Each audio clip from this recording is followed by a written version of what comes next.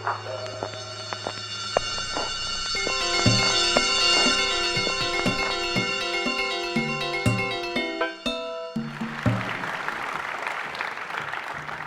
it was 2009, and I'd been working for the UN for almost 10 years. And there I became somewhat of an expert in bureaucracy and red tape. So using my experience there, I wanted to test out a new model of delivering innovative technologies to poor communities in developing countries.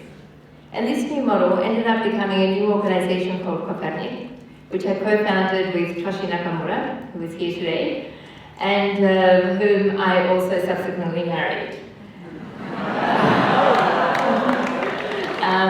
So I'll tell you one thing, that marrying the person that you start an organization with is a very efficient way of doing business.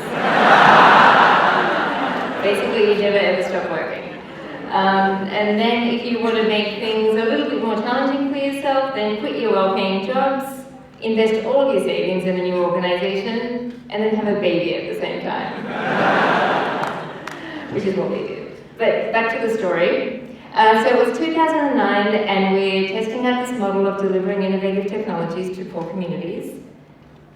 And we want to test out the Q-Drum. This is a rollable water container. It's so great. It basically enables a person to transport 50 litres of water in one go. And this is far more efficient than carrying 5 or 10 litres of water at a time. And you can see the contrast here in this photo. So we were so excited. It was our first project.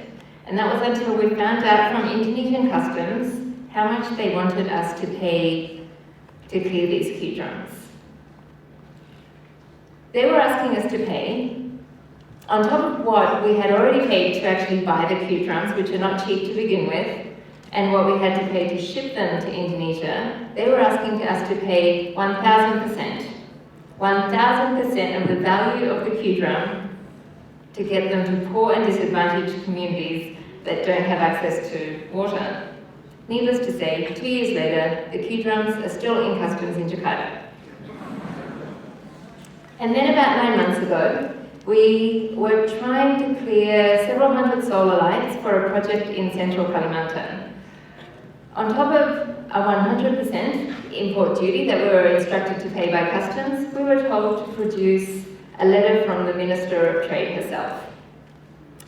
We asked for the letter on several occasions, but presumably the Minister is busy doing far more important things than providing letters for us. So we don't have the letter, the lights are still in customs, and we don't hold out much hope. And it's a real shame because these lights would be a huge benefit to forest communities who currently rely on dirty, dangerous, and expensive kerosene for lighting. But let's take a step back for a moment. Why are we importing all this stuff? Well, this is what we do at Copernic. We connect life-changing technologies to people who need them. We find simple solutions for some of the biggest problems facing the world today. We get technology to people so they can get themselves out of poverty. As you can imagine, a big part of what we do is to search for great and important innovations globally. And perhaps it was because of the language we were initially searching in, we ended up with a lot of innovations from English-speaking countries. But because of the two experiences that I just told you about with customs, we decided to rethink our approach here in Indonesia, which is where we're based.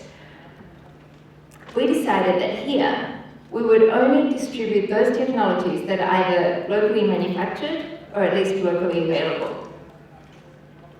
Now, if you think about it, Indonesia is in a fantastic place to be a leader in innovation for its own people. It's a booming economy with an extremely talented population, but half of its people continue to live on less than $2 a day. And so many parts of Indonesia have challenges in accessing clean water, accessing energy, accessing healthcare. So we started our search for Indonesian innovations, and it turns out there's a lot going on here. One program in particular stood out, and that was RAMP Indonesia. This is the Recognition and Mentoring program. And what they do is they incubate socially focused technologies from idea stage all the way to production. And they work with leading Indonesian universities. And here I am standing with the future innovators of Indonesia. Some of the technologies that have come out of RAMP include this biomass stove. This stove uses waste biomass, such as corn pops, rice husks, coconut husks. You can also use firewood. It produces almost no smoke, and it's 80% more efficient than the traditional means of cooking. There are some very creative ways in which this stove is being used. I love this photo. It's it's a bakso cart in East Java, and you can see the stove is being used there. And this stove is saving this man and his family $15 a month in fuel costs. That's a huge proportion of what he earns each month. Another one of the technologies coming out of the program is this rice threshing machine. It's a portable rice thresher, which you pop on the back of any bicycle. It's pedal powered and produces almost 100 kilograms of rice grains in an hour. It's far more efficient than doing it by hand. And this is a portable solar-powered pest controller for rice fields. It's very cool. It's a safe method of killing pests, and it's far more efficient and far less dangerous than the chemical pesticides that are commonly used. And then beyond RAMP, there are many other technologies in Indonesia. This water filter, for example, is one of our most popular items, and it was manufactured in Bandar Aceh. And it's far more environmentally friendly than producing clean drinking water by boiling using firewood. But why are local innovations so great? Well, they create local employment, they're manufactured locally, therefore they're typically appropriate for the local context, they're cheaper to ship and therefore to buy, and they can be fixed locally if things go wrong. But ask any innovator and they will tell you that the key to scaling, especially when you're focusing on socially focused business, socially focused technologies, is dissemination. Distribution of technologies, especially when you're trying to target poor and remote rural communities, it's really difficult to access them.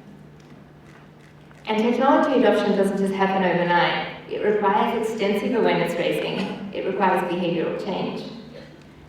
And typically, the target population simply doesn't have sufficient capital to purchase their technology upfront. So this is where we come in. We connect the manufacturers of technology to local organizations that have existing distribution networks. But we don't stop there, because we know that money is an issue. So we also help raise funds for the initial purchase of the technology, the transportation costs, and the all-important costs of awareness raising that are required for technology adoption. Our local organisation is the absolute key in this distribution model. They're the ones that know their communities, they're trusted by their communities, they know what their communities need. And they can select from a range of technology on our website. And in Indonesia, we also co-host with our local partners technology fairs. And here you can see Pak Nuhuda, who's the inventor of the stoves at our most recent technology fair in West Lombok. When people participate in a technology fair, they're able to make a much more informed decision about buying the technology. And here is one of our partner, one of the members showing off a solar light. When you're dealing with rural and remote communities, pricing is very, very important. And this chart here is from a willingness to pay study conducted by Columbia University students on one of our solar lights project. The bottom axis represents the price, and the left axis represents the percentage of people willing to pay that price. So you can see that at the very far end, very few people are actually willing to pay the full cost of the technology.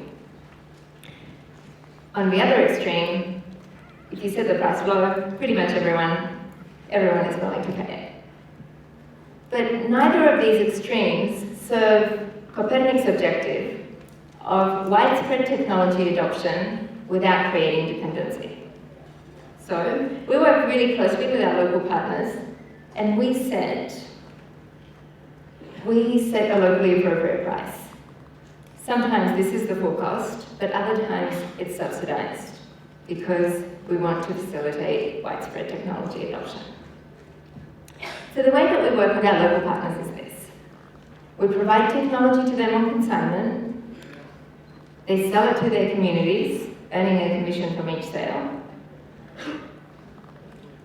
They pay us back after they've sold the product, and we can then reinvest that money, buy more technology for another group elsewhere.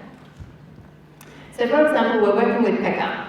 PECA is a tremendous organization. They have 600 groups across 19 provinces of Indonesia. They have 20,000 members across the country. We're working with them group by group, district by district, and they're becoming agents of technology and agents of change.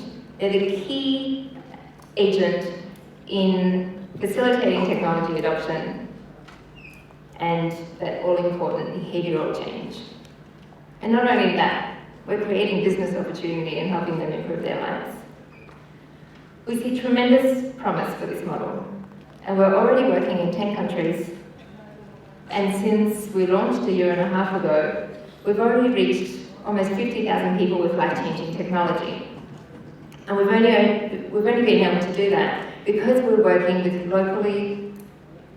with already existing distribution infrastructure. We wouldn't be able to do that if we were creating our own distribution networks. So I have to say, it's been an extremely rewarding experience seeing such tangible improvements in people's lives. And marrying my co-founder and having a baby has been pretty fantastic as well. So that's all great and well and good, but if anyone has any high-level connections, we'd really love some help getting those Q drums and solar lights out of customs. Thank you.